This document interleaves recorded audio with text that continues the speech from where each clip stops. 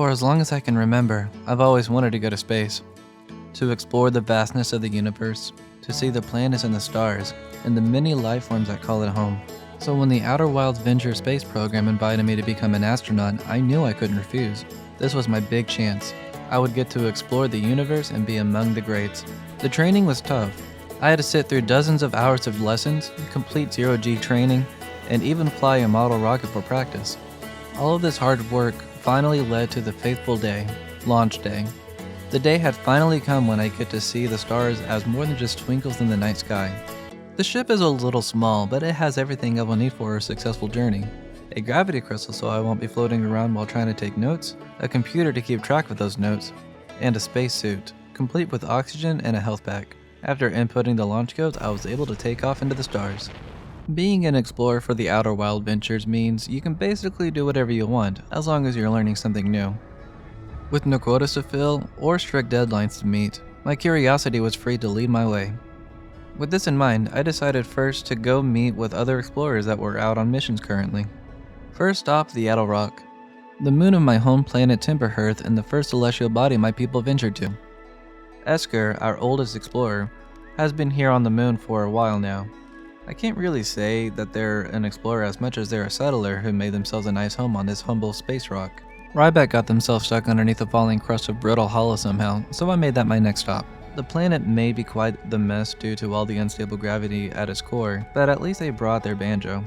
I asked them if they needed help, but they politely declined. I guess they were comfortable for the time being.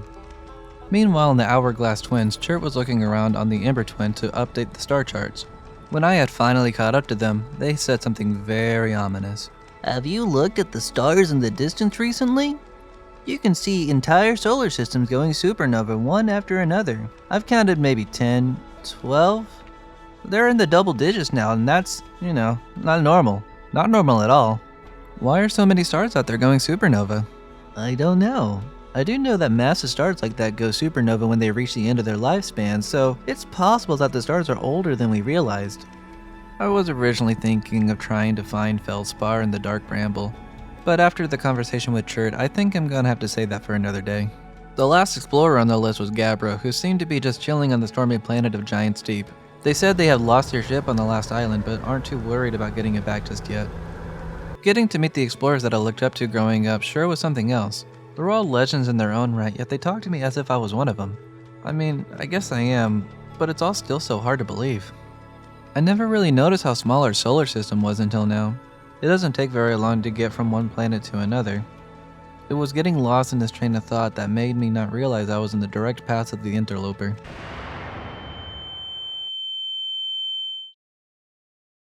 When I finally came to, I found myself free-floating in space.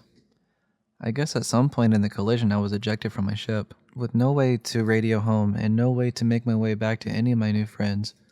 All I could do was watch the sun until I ran out of oxygen. The sun looked bigger and more red than it ever has before.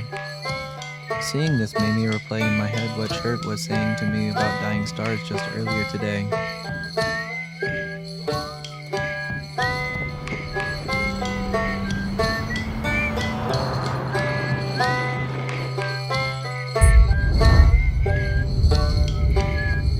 For as long as I can remember, I've always wanted to go to space. And now that I have, I can't say that I have any regrets.